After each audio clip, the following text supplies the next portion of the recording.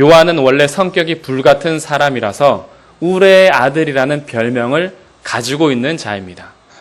그 성격이 불같아 우레의 아들이라 불렸던 요한이 나중에 죽기 전에 썼던 요한복음, 요한 1, 2, 3서, 요한계시록을 통해서 사랑의 사도로 불려집니다. 변화된 것이지요.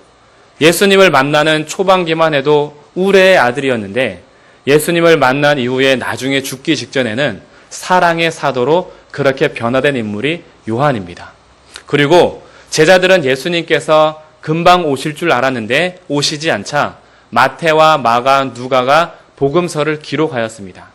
그런데 그들이 모두 순교당하고 요한이 가장 오래까지 사는데 반모섬에 유배당하여 되어지는 일들을 보니 마태, 마가, 누가가 기록하지 않았던 다른 시선으로 예수님을 기록할 필요가 있음을 느낀 것입니다. 그래서 마태와 마가, 누가는 예수님이 행하신 일을 기적이라고 표현하는 반면에 요한은 예수님께서 행하신 기적을 표적이라는 단어를 사용합니다. 의도적으로 그렇게 쓰는 것입니다. 왜냐하면 마태와 마가, 누가는 예수님께서 행하신 기적 자체로 하나님의 나라가 임재하는 것을 전파했다면 나중에 시간이 지나서 요한이 90살 정도 됐을 때 되돌아보니 예수님께서 행하신 기적 자체가 드러나지 않고 기적을 통해서 하시고자 하는 메시지가 있었다라는 것을 알게 됩니다. 그래서 요한은 7가지 표적을 요한복음에 기록하면서 예수님이 누구신가라는 것을 기록하는 것에 목적이 있습니다. 그 첫 번째가 오늘 읽은 가나의 혼인잔치요. 두 번째가 왕 시나 아들이 치유받는 장면, 그리고 세 번째는 베데스다 연못에서 38년 된 병자가 치료받는 것, 그리고 오병이어, 또한 물 위를 걸으시는 것, 그리고 실로암에서 물가에 씻어라 해서 눈뜬 소경을 치료하는 장면, 그리고 죽은 나사로를 살리는 이 7가지 표적을 기록하면서 나중에 요한복음을 마치면서 결국 의심했던 도마가 예수님을 나의 주, 나의 하나님이다 라고 고백하는 것으로 요한복음을 구성하고 있습니다. 그러니 우리는 요한복음을 읽을 때 항상 염두에 두어야 하는 것이 왜 요한은 7가지 표적을 기록했는가라는 것이고 표적이란 무엇인가라는 것입니다. 그래서 표적은 결국 기적 너머에 있는 의미를 깨닫게 하는 신호입니다. 영어로 사인을 주는 것입니다. 그러니 기적 자체를 보는 것이 아니라 기적을 통해서 주는 사인을 봐야 된다라는 겁니다.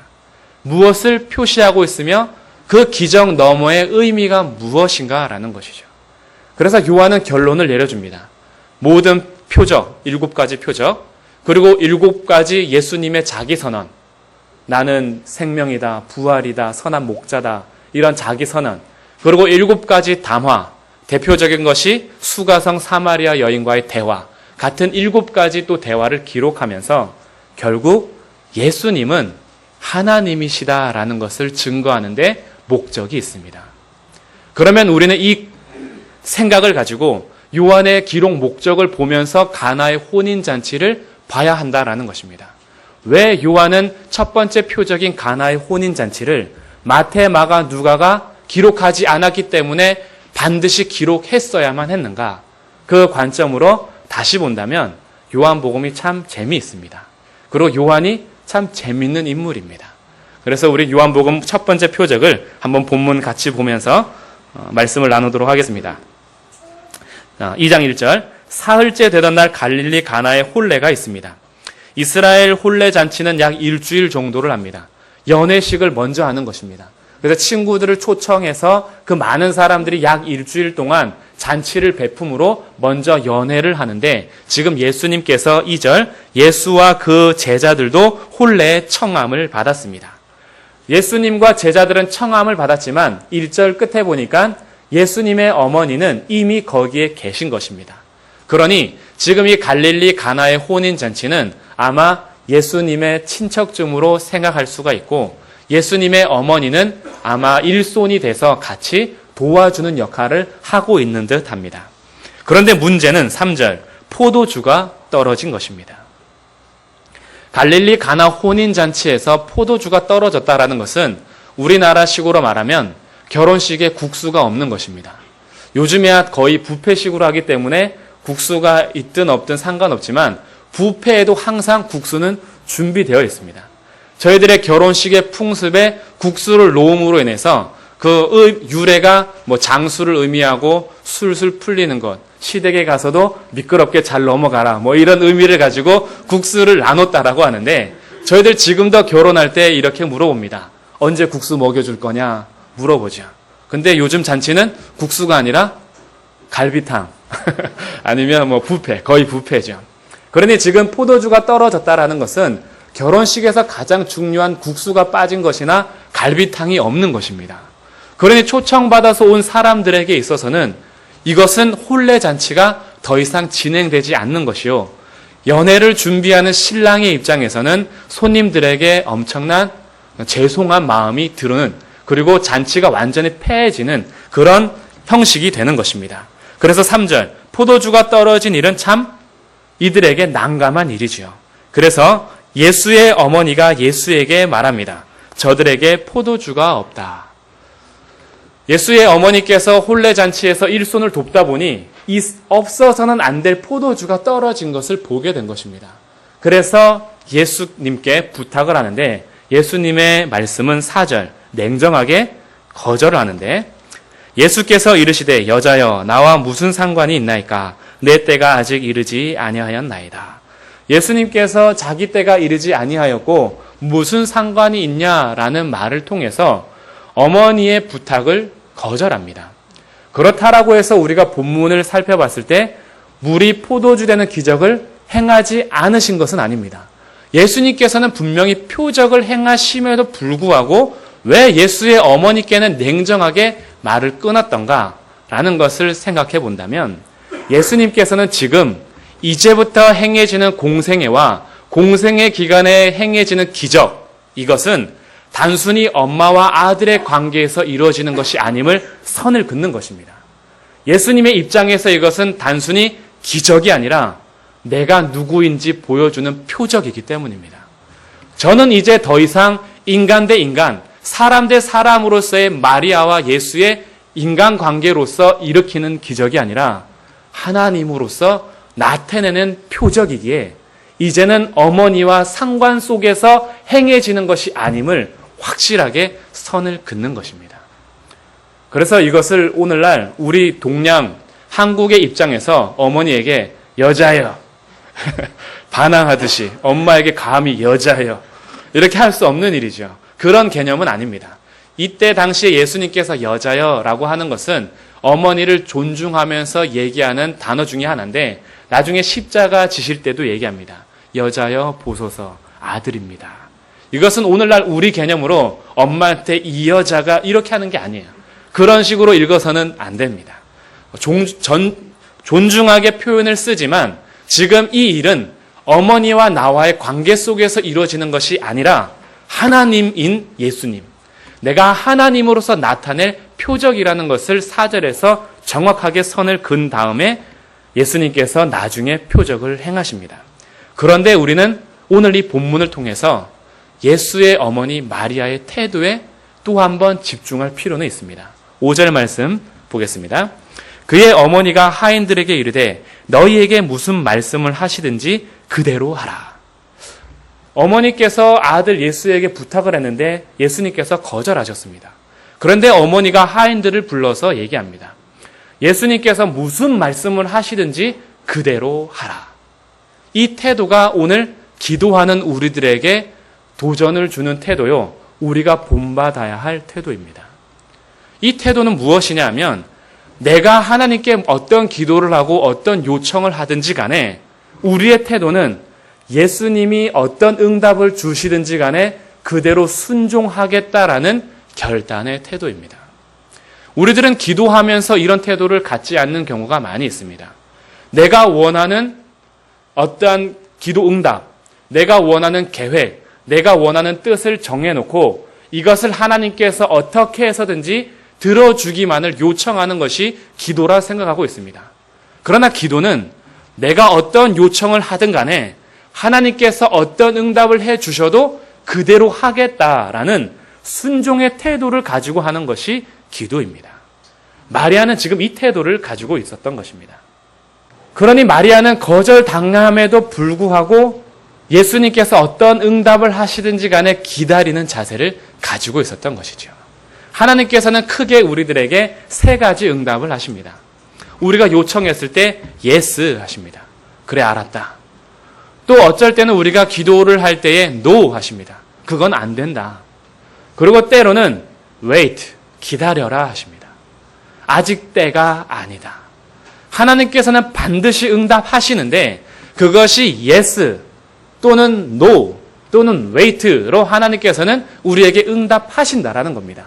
그러면 우리의 태도는 하나님께서 응답하실 때 나도 yes, no, 하나님 wait 이렇게 응답하는 것이 우리의 태도가 아니라는 것입니다.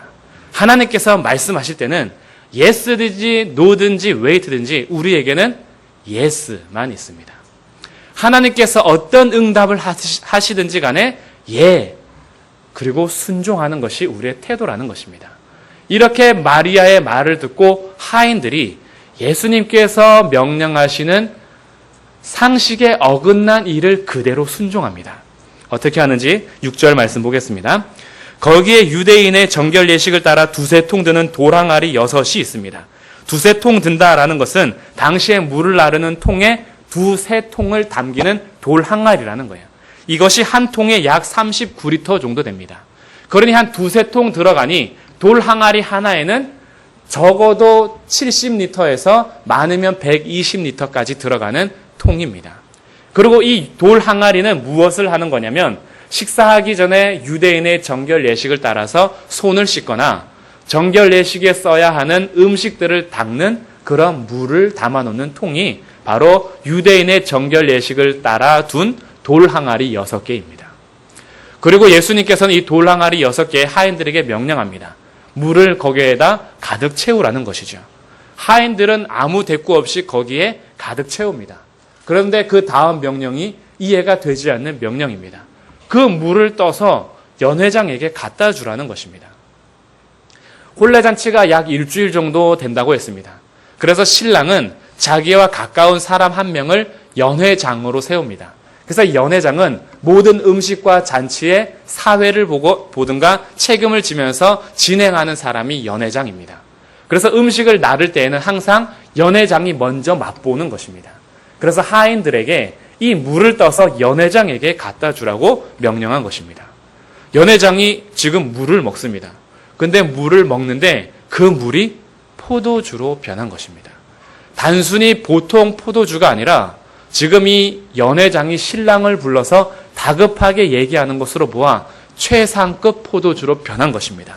연회장이 얘기합니다. 9절. 연회장은 물로 된 포도주를 맛보고도 어디서 났는지 알지 못하되 물도온 하인들은 알더라. 연회장이 신랑을 불러 말하되 사람마다 먼저 좋은 포도주를 내고 취한 후에 낮은 것을 내거늘 그대는 지금까지 좋은 포도주를 두어도다. 지금 이 물로 된 포도주가 가치가 낮은, 상품 가치가 낮은 포도주가 아니라 지금껏 마셔본 포도주보다 최상급이라는 것을 연회장이 신랑을 불러서 말하는 것입니다. 사람들은 처음에 입맛이 강할 때 좋은 포도주를 낸 다음에 나중에 이 미각이 좀 떨어졌을 때 질 낮은 포도주를 내는데 당신은 지금까지도 이 좋은 포도주를 두었다고 연회장이 칭찬하는 것이지요. 그러니 지금 하인들은 분명히 예수님의 명령을 따라서 유대인의 결례를 따라 드는 돌 항아리에 물을 담았고 그 물을 떠서 가져다 주었습니다. 그런데 이 물이 포도주로 변한 것입니다. 여기에 오늘 요한은 이렇게 기록합니다. 연회장은 알지 못하되 물도온 하인들은 알더라. 이 메시지를 통해서 우리에게 전해주는 요한의 의도가 있습니다.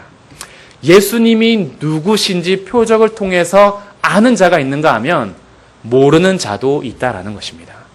그래서 표적은 결국 기적 자체에 대해서 의미가 있는 것이 아니라 이 기적을 행함으로 예수님이 누구신지 아는 데 목적이 있다라는 것입니다. 예수님께서는 물을 포도주로 만드는 첫 번째 표적을 행하셨습니다. 이것은 물질의 질을 바꾸어 놓는 것입니다. 물이라는 것이 포도주로 변화되는 것입니다. 이 변화를 통해서 예수님께서 말씀하십니다. 물을 변화시켜 포도주로 바꿀 수 있는 자는 도대체 하나님 외에 누구냐라는 것입니다. 그러면 이 일을 행하는 예수는 과연 누구냐라는 것을 너희가 알기를 원한다라는 것이죠. 우리에게도 질적인 변화, 근본적인 변화를 일으키시는 분은 예수 그리스도이십니다. 죄인된 우리를 의인으로 변화시키셨습니다. 지옥 심판을 받아 마땅한 저희들에게 천국 구원을 허락하셨습니다. 진노의 자녀였던 우리들을 하나님 자녀로 변화시키셨습니다. 죄의 종이었던 우리들을 의의 종으로 변화시키셨습니다. 아무짝에도 쓸모없던 우리들을 하나님 나라의 가장 귀한 백성으로 보배로 우리의 질적 변화를 완전히 이루신 것입니다. 물로 포도주로 만드신 예수님의 표적은 결국 우리를 포도주로 변화시키셔서 하나님 나라의 백성으로 삼아주시면서 하시는 얘기가 이렇게 변화를 줄 수 있는 예수가 과연 누구냐라는 것입니다. 요한복음은 이렇게 시작합니다. 태초에 말씀이 계시니라. 이 말씀이 하나님과 함께 계셨으니 이 말씀은 곧 하나님이시니라. 말씀이 이 땅 가운데 육신이 되어 오셨음에도 불구하고 자기 백성이 알지 못하여 영접하지 아니하나 영접하는 자 곧 그 이름을 믿는 자들에게는 하나님의 자녀가 되는 권세를 주십니다. 이 권세는 혈통으로나 육정으로 나지 아니하고 오직 하나님께로부터 나는 것입니다.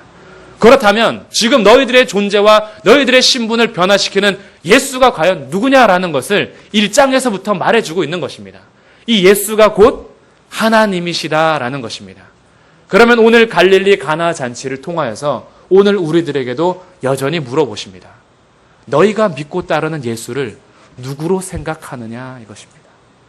그리고 오늘 예수님을 믿는 자들에게는 11절 말씀, 예수께서 이 첫 표적을 갈릴리 가나에서 행하여 그의 영광을 나타내심에 제자들이 그를 믿으니라. 표적에는 두 가지 기능이 나타납니다. 첫 번째 기능은 믿는 자들에게 하나님의 영광을 나타냅니다.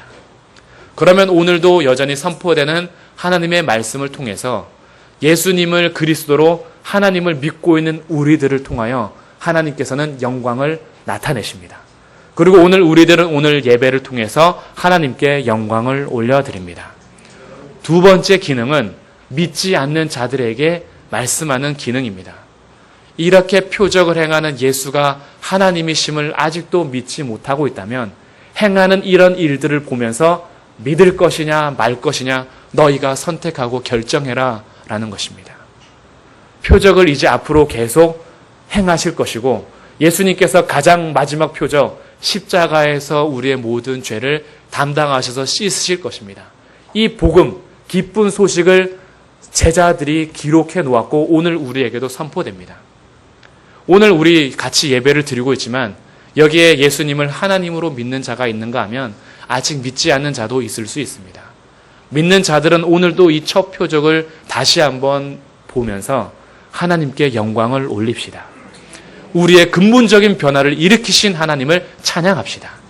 그리고 아직 내 마음 가운데 예수님을 하나님으로 믿지 못하는 분이 있다면 이런 일들을 행하시는 분이 과연 누구이신지 다시 한번 곰곰이 생각해 보십시오. 그리고 오늘 우리들에게도 손을 내미십니다. 예수가 하나님이심을 믿을 것이냐 말 것이냐. 하나님을 믿고 예수님을 믿는다면 너의 존재를 완전히 변화시켜 주리라. 예수님의 초청과 예수님의 행하신 일에 오늘도 찬양과 영광을 올려드리며 오늘도 주일 오직 하나님 앞에 찬송을 올려드리는 귀한 날 되기를 주님의 이름으로 축복합니다. 기도하겠습니다. 아버지 하나님 감사드립니다. 진노의 자녀요, 죄의 종이요, 본질상 지옥에서 심판받아 마땅한 저희들을 예수님을 믿고 돌아서니 하나님의 자녀로 의의 종으로 천국 백성으로 구원해 주시니 감사드립니다.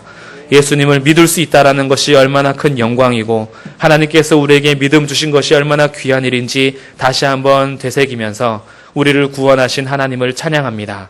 하나님, 아직 우리 마음 가운데 예수님을 그리스도로 구원자로 하나님으로 믿지 못하는 사람들이 혹 있다면 오늘 이 시간 다시 손 내미시는 예수님 앞에 마음의 결정을 다시 내리고 예수님이 누구신지 알아갈 수 있도록 하나님 은혜를 베풀어 주옵소서. 오늘도 우리에게 주의를 허락하셔서 예배하게 하신 하나님 영광 홀로 받아 주옵소서. 우리 주 예수 그리스도의 이름으로 기도드립니다. 아멘.